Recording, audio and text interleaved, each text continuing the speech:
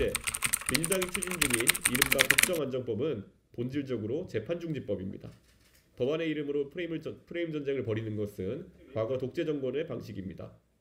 박정희 대통령이 독재를 유신으로 포장했듯이, 그리고 미국의 애국자법이 실제로는 국민의 기본권을 제약했듯이 이번 법안도 그러한 본질을 가리기 위한 명령에 불과합니다. 더욱 우려스러운 것은 민주당이 이 법안을 정당화하기 위해 사용하는 논리입니다. 야당의 재판 촉구를 강요죄로 규정하는 주장은 민주당의 입법 독주로 불가항력을 주장하며 1년 전 계엄을 정당화하는 윤석열 전 대통령의 논리와 같습니다. 대한민국 권력의 99%를 장악한 민주당이 스스로를 강요의 피해자로 규정하는 것은 국민 상식에 부합하지 않습니다. 최용만 씨가 이준석에게 두들겨 맞을 위협을 느낀다는 이야기라 다름없습니다. 제발 정치를 상식적으로 했으면 좋겠습니다.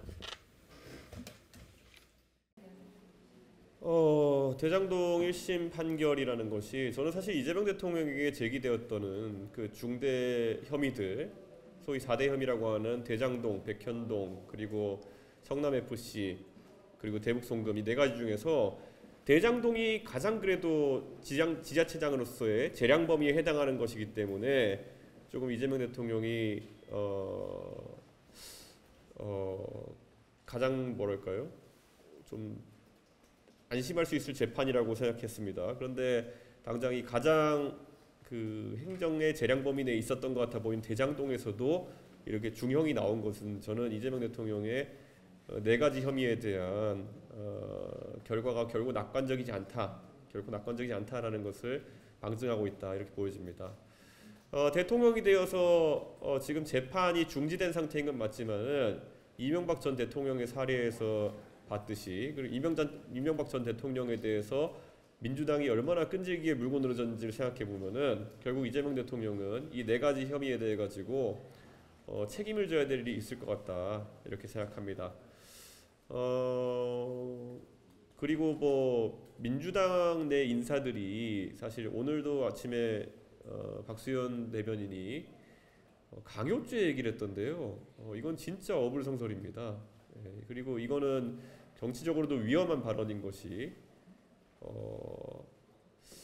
우리가 흔히 얘기할 때 뭐 어떤 폭력 사건이 있었을 때 맞을 만한 짓을 했다, 때릴 만했다, 뭐 이런 말 하는 거 굉장히 조심해야 되는 거거든요. 근데 지금 이런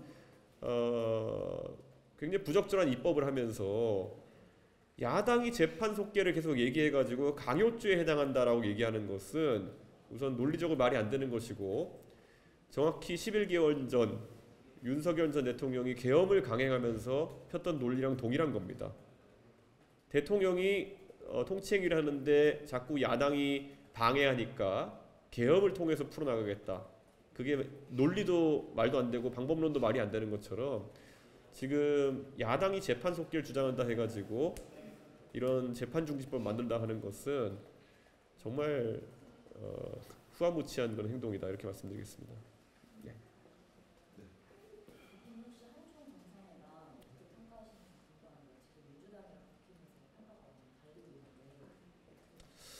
뭐 이재명 대통령이 대통령 되시기 전부터 뭐 CSA 발언 이런 것 때문에 중국에 대한 관점을 어떻게 가져갈까 상당히 궁금했는데요.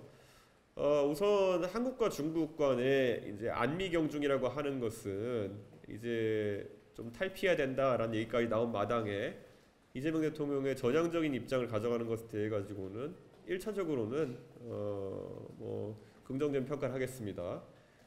다만 이제 외교에서는 수사 하나하나가 상당한 함의를 가지게 되는데, 예를 들어 이번에 저희가 미국의 양해를 얻어낸 원자력 잠수함이 중국 견제용이라는 발언을 공개적으로 한다든지, 아니면 또 뭐 여러 가지 뭐 좀 자극적인 상황을 만드는 것에 대해 가지고는 전략적 의도라기보다는 다소 좀 우발적인 게 아니었나라는 우려를 하게 됩니다.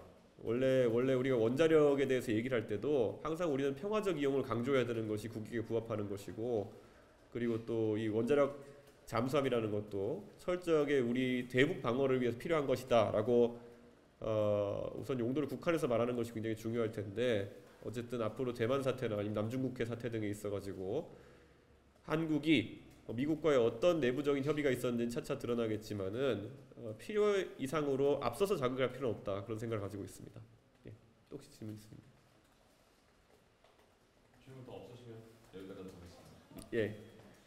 이번 그 지선 때 서울시장 관련해서 연대를 하느냐 마느냐 좀 얘기가 있었는데 네. 어제 말씀에서 김정재 최고위원이 준비한다고 하셔가지고 네.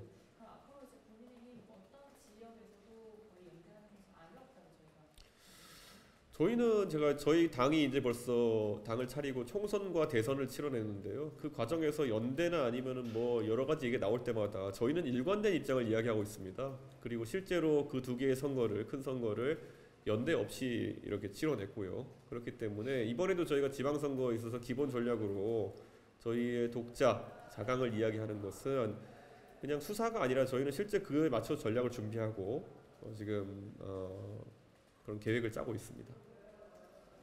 질문 있으십니까? 말씀 여기까지 하겠습니다. 네, 감사합니다.